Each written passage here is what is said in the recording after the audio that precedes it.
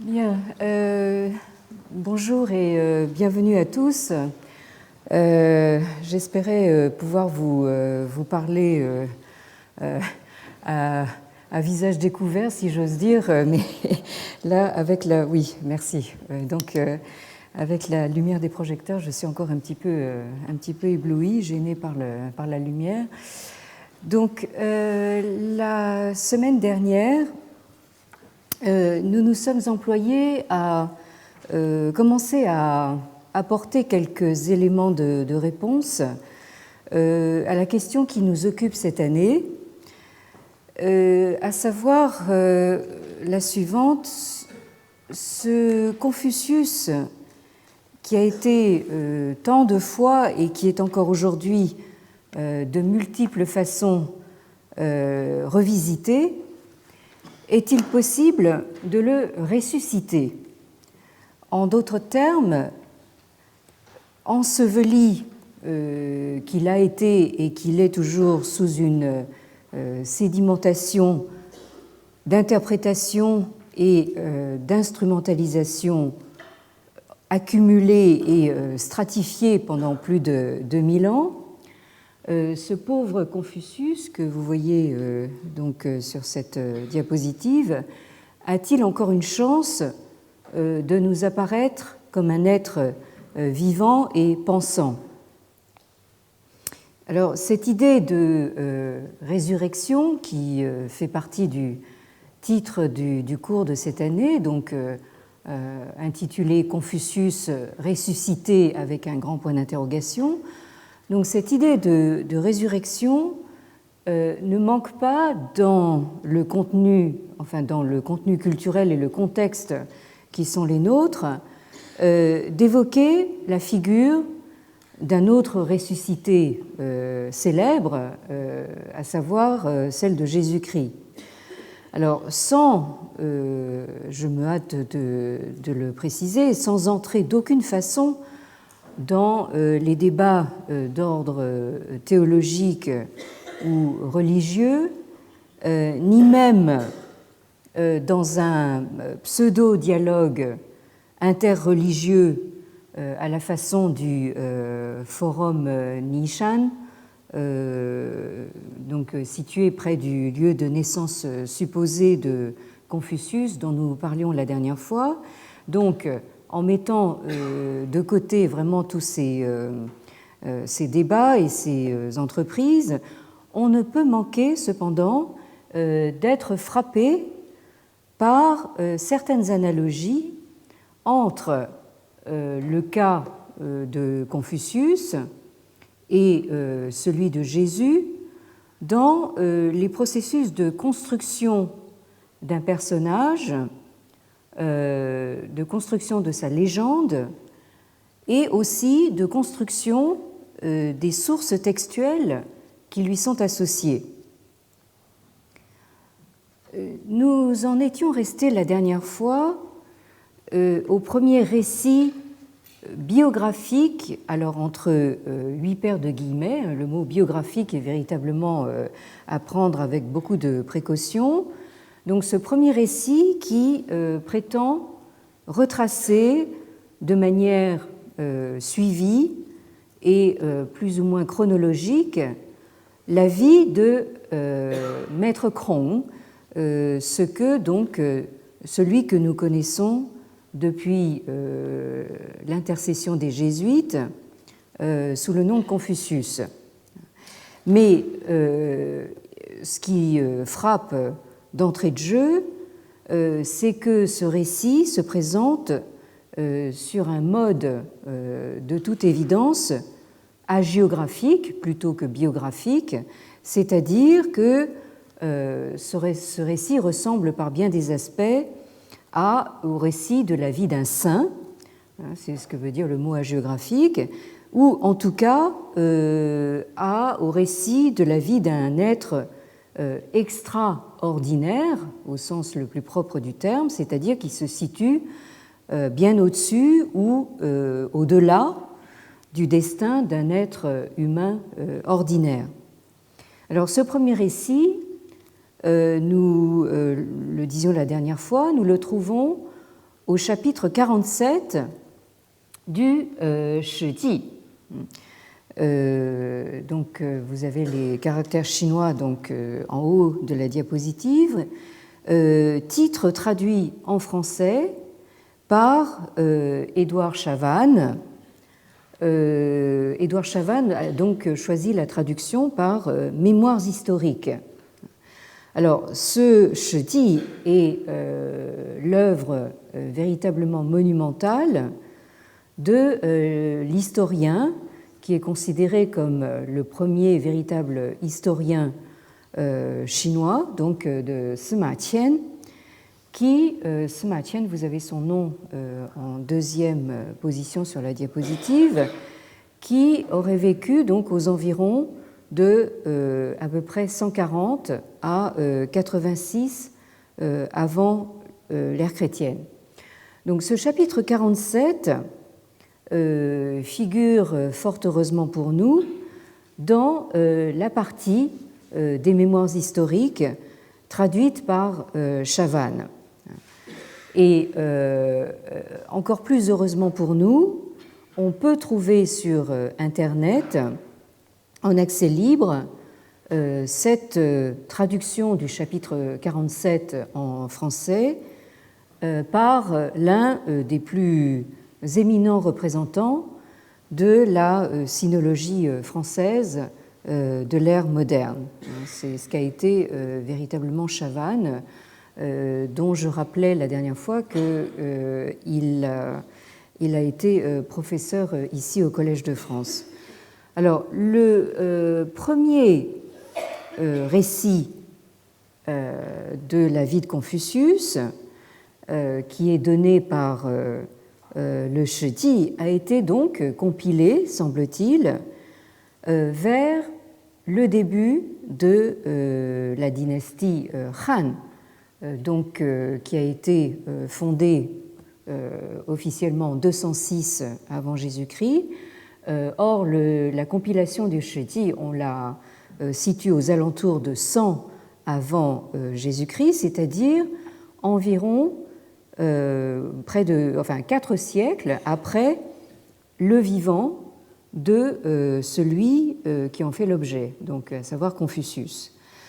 Or, malgré cet éloignement dans le temps, qui serait de nature à faire douter de la véracité de ce récit, c'est donc ce récit qui a servi de base à quasiment tous ceux qui ont suivi jusqu'à aujourd'hui, et même encore aujourd'hui, cette espèce de vulgate continue de se perpétuer.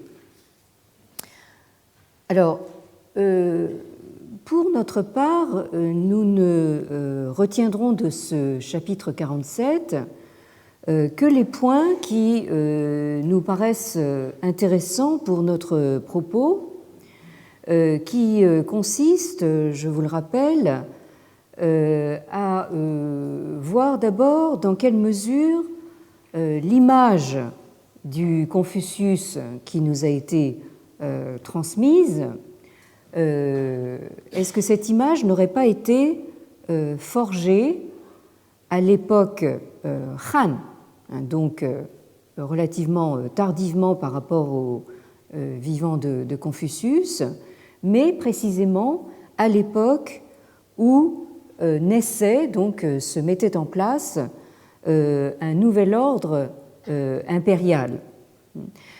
Et il s'agit en même temps de voir dans quelle mesure le Hu, donc les entretiens de Confucius, en tant que production textuelle, en tant que produit textuel, il s'agit de voir dans quelle mesure le Hu participe de la construction de cette image, d'un Confucius, on pourrait dire, impérial. Alors, ça, c'est une constatation qu'on peut faire beaucoup plus généralement à propos de pas mal de, on pourrait dire, de grandes figures des spiritualités du monde. Je je m'engage en fait dans une sorte de mise en parallèle avec la figure de Jésus-Christ, mais vous pouvez prendre aussi d'autres grandes figures de chefs religieux ou de fondateurs donc, de spiritualité dans le monde, et vous retrouverez très souvent ce même processus, on pourrait dire, d'institutionnalisation donc d'un personnage qui a commencé par, semble-t-il, frapper l'imagination de ses contemporains, de son vivant, et qui ensuite a été, on pourrait dire, transformé et, pour dire les choses un peu vulgairement, donc récupéré par certaines formes institutionnalisées, voire certaines formes idéologiques. Alors, la question qui se pose à nous et qu'il nous faut garder à l'esprit pendant tout le temps que nous travaillons peut se formuler ainsi. Faut-il supposer que la légende de ce maître Kron, de Confucius, s'est constituée de manière plus ou moins aléatoire, dans une sorte de folklore, et je reviendrai tout de suite sur ce mot. Donc, est-ce qu'elle se serait constituée donc de manière assez erratique ou aléatoire au cours des siècles écoulés entre le vivant de Confucius, c'est-à-dire 6e, 5e siècle avant l'ère chrétienne, et l'instauration de l'empire Han, donc au 3e, 2e siècle avant Jésus-Christ. Alors, et faudrait-il aussi supposer que cette légende se trouve en quelque sorte figée dans le marbre, pour employer une image plutôt gréco-romaine que chinoise, enfin, est-ce que cette légende se serait figée pour les besoins de la cause impériale au cours des 4 siècles qu'a duré la dynastie Han, donc entre, en gros, donc 206 avant notre ère et 220 de notre ère. Alors, si, et je continue, je pousse un peu plus loin le raisonnement, donc si cette supposition est un tant soit peu fondée, le texte du Leu lui-même, les entretiens, donc, ne serait-il pas qu'un ramassis de citations, ou de ce qu'on pourrait appeler aussi de morceaux choisis, pris dans la littérature très vaste et très variée de la multiplicité des maîtres à penser de l'Antiquité préimpériale, et également pris dans ce que j'ai appelé tout à l'heure le folklore, sans qu'on puisse déterminer avec exactitude celles de ces citations ou ceux de ces morceaux choisis qui sont véritablement attribuables plus spécifiquement à Maître Kron. On a vu précédemment que les textes de l'Antiquité préimpériale sont encore en fait des productions textuelles extrêmement fluides, dans la mesure où on a vu qu'elles sont construites avec des building blocks, comme diraient nos collègues américains, donc des cubes de jeux de construction extrêmement mobiles. Ces cubes prenant plutôt la forme en fait de lattes de fiches de bambou qui peuvent être disposées et redisposées plus ou moins donc à sa guise. Alors, j'insiste un petit peu sur cette notion de folklore. Alors, je vous rappelle que c'est un mot qui nous vient de l'anglais. Donc, vous avez le mot folk, qui est bien sûr qu'on retrouve en allemand, le fameux mot folk, que vous avez dans la marque automobile Volkswagen, donc la voiture du peuple. Donc, le folk désigne donc les gens, le peuple, combiné avec le mot law, L-O-R-E, qui désigne un ensemble de récits ou de savoirs traditionnels que l'on se transmet de génération en génération. Alors évidemment, le law, on voit bien en fait bon, ce que les aînés peuvent transmettre à leurs cadets au coin du feu pendant les longues soirées d'hiver. Hein, bon, donc c'est un ensemble qui se véhicule par des moyens qui ne sont pas nécessairement consignés par écrit. Hein. Le folklore, ça peut être comment dire, des chansons, ou même des danses, des dictons, des devinettes, des rébus, des anecdotes, des historiettes en tout genre, voire des histoires drôles. Hein. Tout ça, ça fait partie du folklore.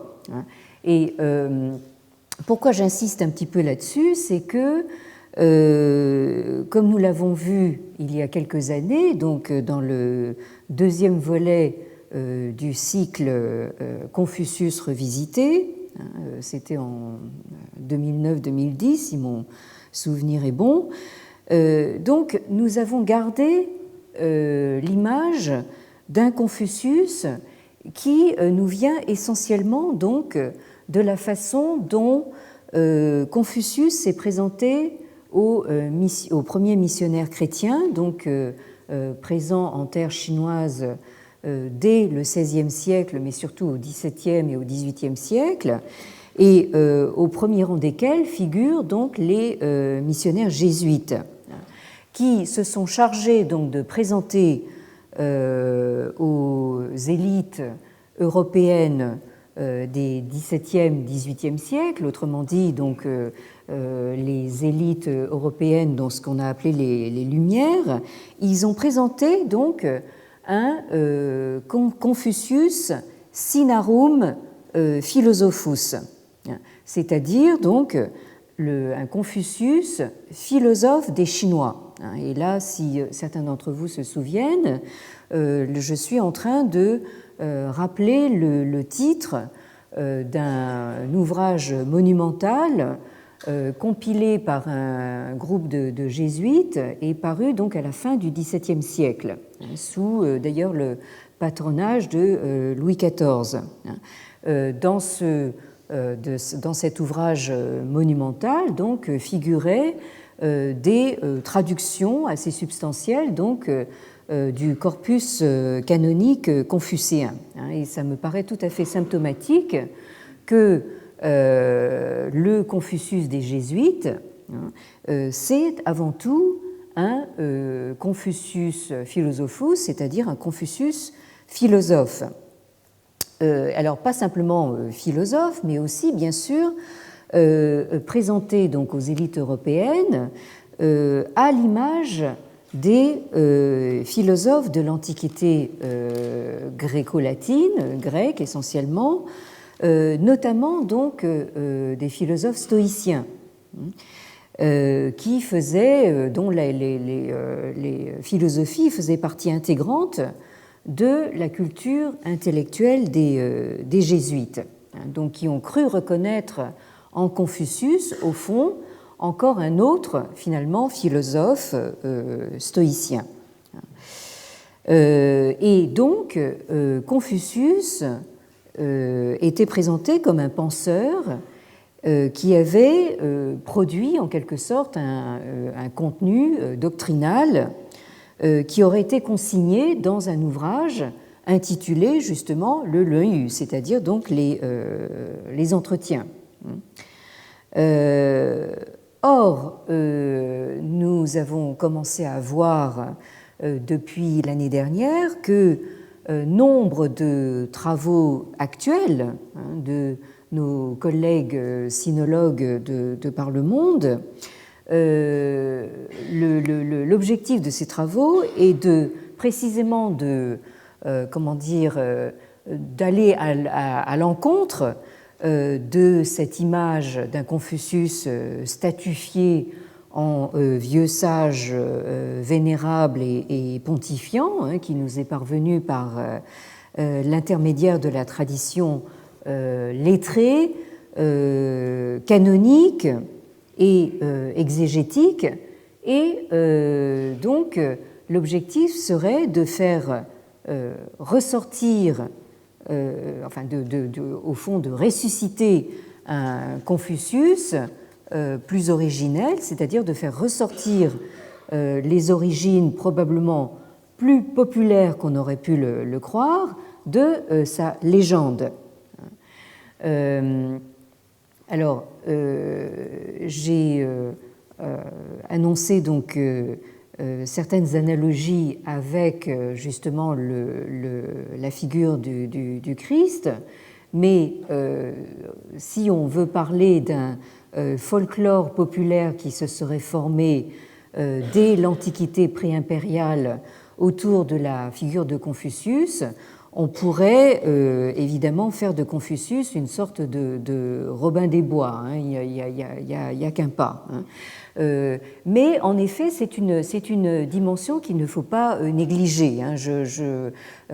Comprenez bien donc que le Confucius philosophe, c'est une construction non seulement très tardive, mais une construction qui vient essentiellement de l'Europe. Au fond, si nous voulons faire ressusciter Confucius, je crois qu'il faut aller regarder justement du côté de la légende. Alors, pour revenir donc à ce premier récit qualifié à tort, je pense, de biographique, que l'on trouve dans les mémoires historiques de Sima Qian, qui date des Han donc, ce récit commence par ce que nous appellerions dans notre institution républicaine donc une fiche d'état civil, hein, en bonne et due forme, avec nom, lieu de naissance, généalogie. Donc, si vous prenez donc le tout début du Shiti, donc chapitre 47, vous apprenez que Kronz, donc maître Krong, est né dans un lieu-dit, Zhou, qui faisait partie du district de Changping, donc au pays de Lu, ce quatrième caractère sur la diapositive, dont nous avons vu qu'il se situe, là si je retrouve ma carte quelque part, qui se situe donc dans l'actuelle province du Shandong. Donc vous avez ici le pays de Lu. Et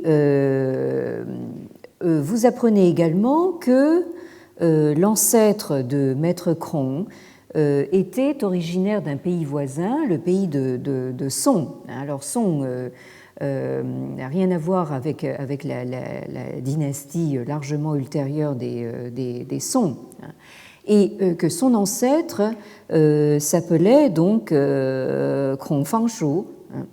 Alors cet ancêtre, et là vous avez donc une espèce de généalogie, comme vous la trouvez également dans la tradition biblique. Cet ancêtre a engendré donc un certain Bo-xia, hein, et ce Bo-xia donc a engendré le père de notre Confucius, qui s'appelait donc Shu Lianghe.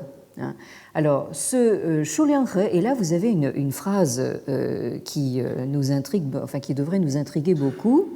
On nous dit que ce Shu Lianghe, c'est Yehe, hein, c'est-à-dire, et si je traduis très littéralement, hein, ça voudrait dire il s'est uni de manière sauvage avec une fille de la famille Yan, et c'est ainsi qu'il a engendré Maître Krong, Krongzi. Alors, donc, ce récit ça commence assez tranquillement par comme je vous disais, une fiche d'état civil qui a l'air assez formatée, mais dès les premières phrases, vous avez cette histoire de hier, d'union sauvage. Si on traduit très littéralement, je reviens donc à ma page de caractères, donc qui, comme vous pouvez l'imaginer, donc a grandement embarrassé les exégètes, qui ne pouvaient pas évidemment décemment traduire très littéralement, enfin en tout cas comprendre de manière très littérale, ni même envisager, ne serait-ce qu'envisager l'idée que Confucius fût né d'une union autre que légitime. Alors, de fait, notre chavan national donne pour sa part une traduction étrangement contournée. Il nous dit que ce Shu Lianghe, qui est donc le père de Confucius, contracta une union disproportionnée avec donc une fille de la famille Yen. Bon, alors, Chavan nous dit en note que cette formulation, donc un petit peu contournée, est censée signifier qu'il y avait, et là je pense que Chavan s'appuie largement sur l'exégèse canonique chinoise, c'est censé signifier qu'il y avait une très grande différence d'âge entre le père de Confucius, qui aurait été donc au moment où s'est produite cette union, donc un homme d'un âge déjà avancé, certains exégètes parlent d'un homme âgé largement de plus de 60 ans, et d'une très jeune fille, donc à peine pubère. Bon, c'est ça que voudrait dire donc l'expression yere, donc cette union sauvage. Bon, écoutez, moi je vous laisse en penser ce que vous voulez. Donc, et je continue donc sur le texte du chapitre 47 du Shiji. Donc, on nous dit que sa mère, donc, on suppose que c'est sa mère, pria, elle a adressé des prières donc sur ce qu'on appelle le Niqiu, c'est-à-dire donc la colline Ni. Alors ce Niqiu, c'est en fait ce que les contemporains appellent le Nishan, c'est-à-dire donc le mont ou la colline Ni. Et c'est là qu'on a situé, qu'on a décidé de situer donc cette grotte du maître, ce Fuzitong qu'on a vu précédemment, cette espèce de trou donc qu'on a aménagé à coups de pioche à mon avis ou à coups d'explosifs, je ne sais pas, enfin dans cette colline, et qu'on a décidé que c'était là que se situait donc la crèche en quelque sorte donc du petit Confucius.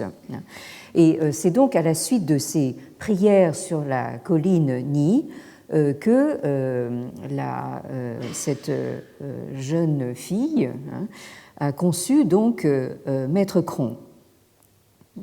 Alors, vous allez voir qu'on va revenir donc à cette histoire de Chiu, puisque on nous dit ensuite que Maître Cron est né la 22e année, ça c'est situé très précisément dans le temps, quand je vous disais que les Chinois sont vraiment des obsédés des repères historiques. Donc, Maître Cron est né la 22e année du règne du duc Xiang du pays de l'eau, ce qui correspondrait donc à l'an 551 avant Jésus-Christ. Et on nous dit que, et c'est là que les choses recommencent à comment dire, aller du côté du surnaturel, donc à sa naissance, son crâne présentait une grosse bosse, une espèce de protubérance. Et c'est la raison pour laquelle on a tiré de de cette protubérance de son crâne son nom personnel, ce qu'on appelle en chinois le Ming, c'est le nom que l'enfant se voit attribuer à la naissance. On lui a donné comme Ming, comme nom personnel, Qiu, qui justement désigne un monticule ou un tertre, par référence précisément donc au lieu de naissance qu'on lui a assigné, c'est-à-dire le Niqiu, c'est-à-dire la colline Ni. Et c'est aussi justement du fait de ce lieu de naissance qu'on a tiré donc son appellation, le zi, qui est donc Zhongni, c'est-à-dire littéralement le cadet, c'est-à-dire le deuxième fils, Ni. Et donc, c'est tout ce conglomérat donc, qui tourne d'appellations, de dénominations, qui tournent tous autour du thème justement de ce monticule, de cette colline. Alors, juste un petit rappel sur le système donc, des appellations en chinois, parce que ça, évidemment, ça ne fait que compliquer la lecture pour les Européens que nous sommes. C'est que dans la littérature, qu'elle soit historique ou romanesque, etc., donc non seulement vous devez essayer de retenir des noms chinois qui sont totalement imprononçables et par conséquent très difficiles à mémoriser, mais en plus, un chinois qui se respecte a au moins 3 noms différents, sinon 4. Et naturellement, dans la littérature, un même personnage peut apparaître sous un de ces 3, 4, voire 5, 6 ou plus appellations. Donc là, il faut justement tous connaître toutes les appellations d'un même personnage, parce que sinon, vous n'arrivez pas à comprendre qu'il s'agit de la même personne. Bon. Donc, vous avez d'abord, bien sûr, pour un personnage son nom de famille, qui est donc Krong. Ça, c'est ce que nous rappelle le chapitre 47 du Shiji. Donc, notre Confucius avait pour nom de famille Krong. Bon, il venait de la famille Krong, comme on a vu, ses ancêtres portaient le même nom, ainsi que ses descendants. Donc ensuite, à la naissance, on lui donne un Ming, donc un nom personnel, et ensuite, et ça c'est quelque chose qui en principe intervient au moment où symboliquement donc l'enfant commence à passer donc comment dire à l'adolescence. Il y a en général une cérémonie où il reçoit l'équivalent de la coiffe virile pour les Romains, donc, et c'est à ce moment-là qu'on lui attribue une appellation. Et alors donc là, ça nous fait déjà trois noms. Et en plus, bien sûr, si vous êtes écrivain, artiste, vous aimez également vous donner en fait des noms de plumes ou des noms d'artistes qui peuvent être multiples aussi. Donc un même personnage peut être connu sous tous ces noms différents. Alors, donc le récit de cette naissance, on le voit dès les premières phrases, nous plonge d'emblée dans l'hagiographie, c'est-à-dire la vie d'un être extraordinaire plutôt que dans une biographie pure et simple. On a vu que la mère conçoit donc le petit Confucius après moult prières. Alors bien sûr, on ne peut pas exactement parler d'immaculée conception, mais enfin, on n'en est peut-être pas très loin. Là, il y a une conception qui est assez mystérieuse, puisque le récit du chapitre 47 poursuit en disant qu'il y a ce père très mystérieux, hein, donc dont on perd en fait finalement la trace assez rapidement, étant donné qu'on n'arrive pas exactement à situer sa tombe, hein, ce qui est évidemment dans le contexte du culte ancestral qui vient de la haute antiquité chinoise très ennuyeux, parce que si vous ne pouvez pas en fait rendre un culte à votre père parce que vous ne savez pas où se trouve sa tombe, c'est vraiment très, très ennuyeux. En outre, l'enfant, on l'a vu, porte des marques physiques auxquelles on est censé reconnaître un être supra-humain, hein, puisqu'il naît avec ce crâne qui a l'air d'une colline ou d'un monticule, hein, qui se trouve donc associé à son nom personnel, donc Qiu, et que l'on retrouve d'ailleurs dans l'iconographie ultérieure. Ici, vous avez par exemple un portrait de Confucius, alors tout à fait tardif, qui est daté du XVIIIe siècle et qui est d'ailleurs en fait la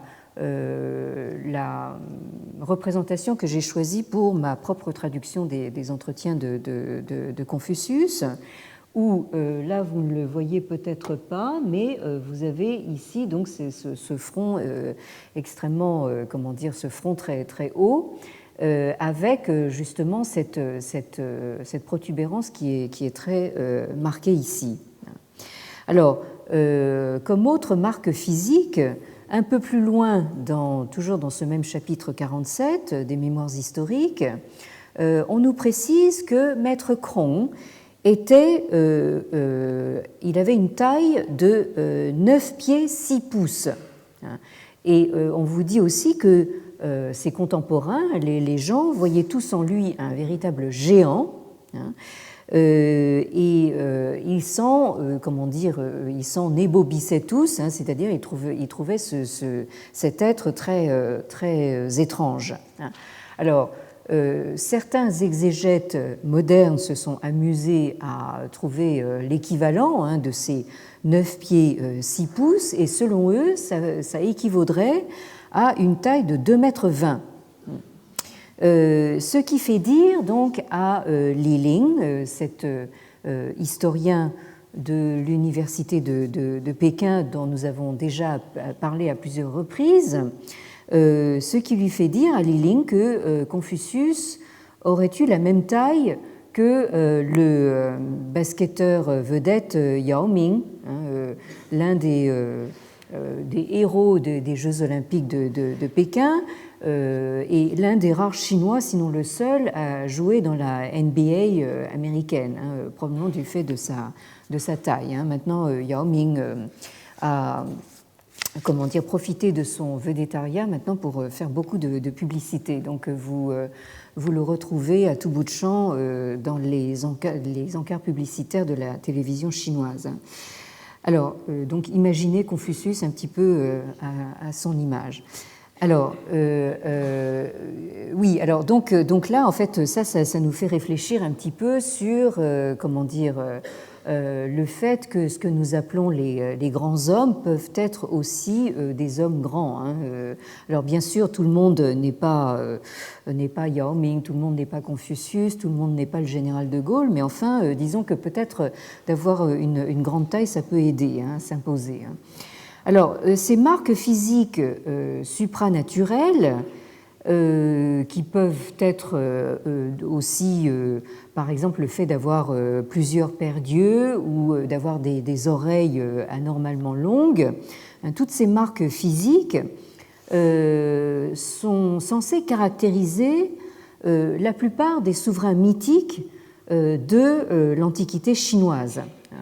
Là, nous avons un Confucius avec un front, un crâne protubérant, mais ici, vous avez cette représentation donc d'un autre sage de l'Antiquité mythique, qui est en l'occurrence Shen Nong, c'est-à-dire le divin fermier, c'est un de ces donc, héros culturels tout à fait mythiques de l'Antiquité chinoise, qui est censé donc avoir enseigné aux hommes, aux êtres humains, l'art de cultiver la terre, hein, et leur avoir appris justement à domestiquer donc les plantes, etc. Enfin bref, donc pour un peuple, disons, paysan comme le peuple chinois, hein, Shen Nong ce divin fermier est une figure évidemment tout à fait fondatrice.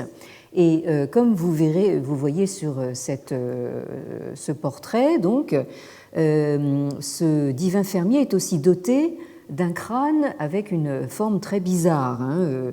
Alors lui, il ne se contente pas d'avoir la bosse des maths, il en a même deux. Hein. Donc vous avez des espèces de cornes qui me rappellent d'ailleurs en fait le titre de la leçon inaugurale de mon collègue de la chaire des milieux bibliques, Thomas Römer, hein, qui a intitulé sa leçon inaugurale donc les cornes de Moïse. Hein. Donc là, vous voyez que nous ne sommes pas, comment dire, dans une exclusivité chinoise. Et dans le contexte, hein, puisqu'il faut bien revenir un petit peu à notre contexte Han des mémoires historiques, hein, il s'agissait sans doute d'inscrire Maître Krong dans la lignée justement de ces souverains mythiques. Alors, on remarquera au passage que, très curieusement, le chapitre 47 des mémoires historiques, qui est consacré à la vie de Confucius, est intitulé, donc c'est ce que vous avez tout en bas de la diapositive, Krongzi Shijia, hein, c'est-à-dire donc, si je traduis assez littéralement, maison héréditaire de Maître Krong. Alors qu'on aurait dû s'attendre à voir figurer cette prétendue biographie précisément dans la section justement des biographies, c'est-à-dire des liezhuan. Vous avez donc dans les mémoires historiques toute une section donc dont tous les chapitres s'intitulent le liezhuan de tel personnage, hein, c'est-à-dire biographie hein, de tel personnage, alors que ici donc comment dire, cette biographie de Maître Krong ne figure pas dans cette section de biographie, mais dans une autre section dont chaque chapitre porte justement la mention de Shijia, c'est-à-dire maison héréditaire de tel ou tel pays ou de telle maison. Et ce qui est encore plus frappant, c'est que dans cette section des maisons héréditaires, le chapitre dédié à Confucius est l'un des rares qui soit consacré justement à un individu, à un personnage individuel et non pas justement à une maison ou une famille. Alors, on a supposé, hein, et c'est une hypothèse qui me paraît assez plausible, que la raison justement de ce placement, hein, dans une section à laquelle on ne s'attend pas, c'est que à l'époque de Sima Qian, c'est-à-dire nous sommes encore une fois au début des Han, Confucius, hein, Maître Krong et sa lignée étaient déjà l'objet d'un culte officiel. C'est pour cela que donc sa biographie hein, ne figure pas dans la section liezhuan, mais dans cette section Shijia. Et on pourrait dire que tout contribue justement à faire de Confucius beaucoup plus qu'un personnage ordinaire qui aurait droit justement, enfin un personnage déjà important, mais qui aurait droit simplement à une biographie. Confucius est pris véritablement comme représentant à lui seul finalement toute une maisonnée, une filiation, une ascendance et une descendance qui est à l'égal justement d'une maison royale en quelque sorte. Et sous les Han, et on y reviendra justement, Confucius est présenté comme quelqu'un qui est extraordinaire, et comme diraient donc les anglophones, qui est larger than life, c'est-à-dire qui est plus grand que la vie, et qui donc représente à la fois donc un personnage royal et un personnage qu'on a même quasiment divinisé. Et ça se trouve justement déjà dans ces détails sur sa conformation physique. Alors, rassurez-vous, je ne vais pas entreprendre de lire avec vous l'intégralité de ce chapitre 47, puisque vous pouvez le faire vous-même en accès libre sur Internet. Et d'ailleurs, ce ne serait pas absolument intéressant pour notre propos, mais je me contenterai de résumer très brièvement ce qu'en a retenu la Vulgate, ce que on trouve à peu près partout dans n'importe quelle introduction justement à Confucius, y compris d'ailleurs dans la mienne ici. Alors, notre maître Krong, nous le savons, était originaire de cette petite principauté de Lu, qui, on l'a vu sur la carte tout à l'heure, se trouvait cernée de tous côtés par des principautés plus grandes et plus puissantes. Bon, je vais quand même revenir à ma carte là, puisque... Voilà, donc vous avez votre principauté ici de Lu ici, et vous voyez que tout autour, donc il y a des pays qui sont, enfin des puissances qui sont beaucoup plus étendues géographiquement. Alors c'est cela qui expliquerait que notre Confucius se soit évertué à prendre du service et à proposer ses conseils, d'abord bien sûr dans son pays natal de Lu, où il a, selon en tout cas les mémoires historiques, exercé des fonctions de ministre, mais la légende toujours véhiculée par les mémoires historiques voudrait qu'il l'ait à mi-parcours, c'est-à-dire aux alentours de la cinquantaine d'années, quitté donc assez brusquement son pays natal de Lu, après avoir constaté que son prince préférait la compagnie des danseuses à la tâche beaucoup plus austère de gouverner. Donc là, Confucius part en claquant la porte, en quelque sorte,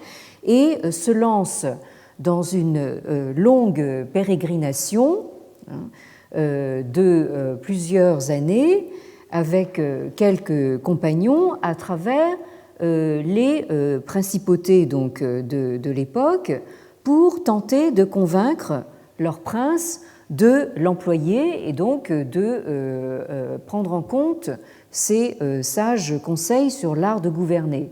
Mais malheureusement pour lui, il n'est jamais parvenu à convaincre quelque souverain que ce soit de manière durable, et il finit donc par revenir vieilli, fatigué, usé et désabusé dans son pays d'origine de Lu, où il, nous dit le chapitre 47, il passe le restant de ses jours à tenter de transmettre sa vision du monde et des choses, un petit peu par défaut, aux disciples qui lui sont restés fidèles.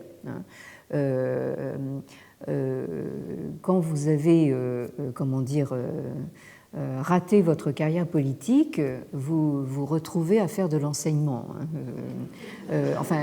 Disons que quelquefois, vous avez aussi le cas de certaines carrières inversées, d'enseignants qui deviennent ministres. Donc là, au fond, nous avons qu'est-ce que nous avons? Le récit, dans ses grandes lignes, de la carrière de ce qu'on appellerait de manière très contemporaine et assez familière la carrière d'un loser, la carrière d'un perdant. Mais ce que je pense voudrait nous faire passer ce chapitre 47 des mémoires historiques, c'est la carrière, on pourrait dire, d'un loser magnifique. C'est-à-dire, au fond, et là, tous ceux qui, de nombreux spécialistes des mémoires historiques, spécialistes de Sima Qian et aussi, bien sûr, spécialistes de ce chapitre 47, ont cru remarquer une analogie, justement, entre le destin que les mémoires historiques attribuent à Confucius, c'est-à-dire donc cette carrière donc d'abord en montée en puissance, puisque donc Confucius serait passé de postes de plus en plus importants dans la carrière gouvernementale dans son pays natal, jusqu'à devenir ministre de la Justice, dit-on. Et ensuite, cette espèce de, d'errance, un petit peu désespérée à travers les principautés de l'époque, où là, en fait, il se prend toujours la porte dans la figure et où il finit par revenir complètement désabusé. Et pour évidemment finir de l'achever, il transmet son enseignement à des disciples, mais manque de chance, son disciple préféré, qui est Yan Hui, et qu'on va retrouver un peu plus loin, donc son disciple préféré meurt de manière tout à fait prématurée, ce qui provoque évidemment, ce qui finit de désespérer le maître, puisque le disciple sur lequel il comptait le plus pour continuer à transmettre son enseignement, donc disparaît avant lui. Bon. Donc, ce qu'a retenu le Shiji, c'est justement cette courbe ascendante puis ce déclin. Et bien sûr, beaucoup ont vu une sorte de parallèle avec le destin de Sima Qian lui-même, puisque Sima Qian a eu un destin, bien sûr, tout à fait légendaire aussi dans la mémoire collective chinoise. C'est quelqu'un qui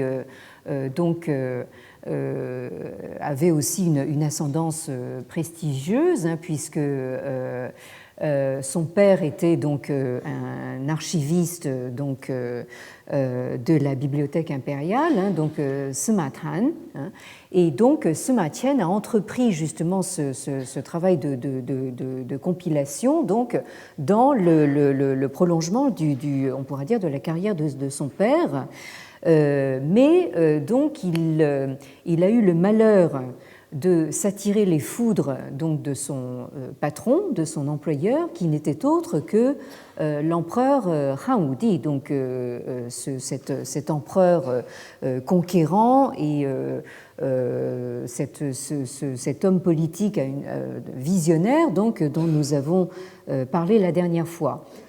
Et s'étant attiré les foudres de cet empereur, Sima Qian a subi donc l'un des châtiments les plus cruels, avant donc la mise à mort, c'est-à-dire donc le châtiment de la castration. Donc là, je vous rappelle que dans la Chine ancienne, vous aviez en fait un droit pénal qui était fondé donc sur un système de tarification qui, comment dire, consistait essentiellement donc dans des châtiments donc physiques et qui consistait, comme on le voit encore à l'heure actuelle, où on nous montre un petit peu ce que peuvent faire en fait des fanatiques religieux, hein, qui consistait donc essentiellement à couper quelque chose. Hein.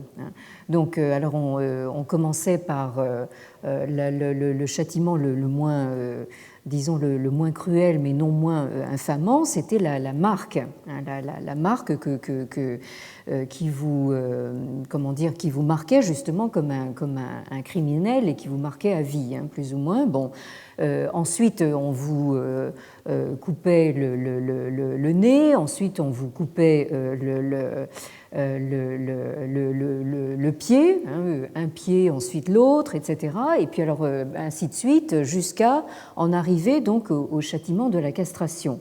Alors la castration, bien sûr, ça ne fait pas du bien physiquement en général, mais plus particulièrement, c'est le côté infamant de la castration, c'est évidemment de vous empêcher en principe d'avoir une descendance. Ce qui, évidemment, dans le contexte chinois, surtout de l'époque, était quelque chose d'absolument tragique. Hein. Bon. Et bien sûr, le dernier châtiment, c'est bien sûr la décapitation, ce qui fait que là, de toute manière, il n'y a plus tellement de suite. Hein, Donc, ce qui me paraît tout à fait intéressant en tout premier lieu pour notre propos, et là je vais peut-être en rester là pour aujourd'hui, c'est de noter qu'on retrouve dans ce chapitre 47 comment dire, un certain nombre de propos et de fragments de dialogue, hein, que le chapitre 47 a conservé à l'état de dialogue, qui figure aussi dans l'EU, dans le texte des entretiens. Alors, on a longtemps supposé que les mémoires historiques reprenaient ces fragments de dialogue dans les entretiens pour ensuite les replacer en contexte et dans le fil d'un récit continu, cohérent et chronologiquement ordonné. Mais nombre de chercheurs se demandent aujourd'hui si, en fait, il ne faudrait pas, en fait, comment dire, inverser les choses. Ils ont commencé par se demander si c'est bien les mémoires historiques, si ce sont bien les mémoires historiques qui citent les entretiens, hein, que l'on a supposés donc antérieurs, hein, et ils ont continué en se demandant si on ne pourrait pas justement inverser le processus, si le processus inverse ne pourrait pas être tout aussi plausible. Et selon certains de ces spécialistes, hein, les entretiens, le LOI, pourraient tout aussi bien avoir été compilés comme un florilège de morceaux choisis ou de propos sélectionnés attribués à ou mis dans la bouche de Maître Cron au moment où ce personnage commençait à être statufié ou sacralisé, voire divinisé, sous les Han, hein, qui avaient bien compris qu'un nouvel ordre centralisé devait se doté non seulement de nouveaux modes de gestion et d'organisation gouvernementale et administrative, mais aussi d'un nouvel ordre que nous qualifierions aujourd'hui d'idéologique. Ça, je pense que ça a été véritablement à la base de la puissance justement de cette dynastie et de cet empire Han. C'est de doubler au fond donc la mise en place d'institutions politiques, justement d'une idéologie impériale.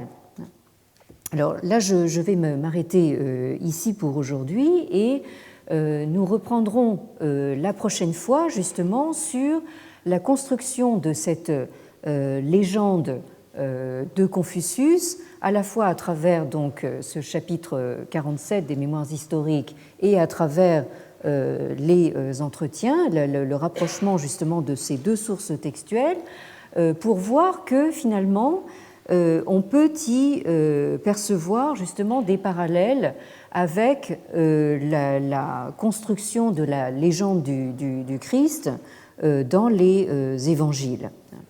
Bien, merci de votre attention et à la semaine prochaine. Merci.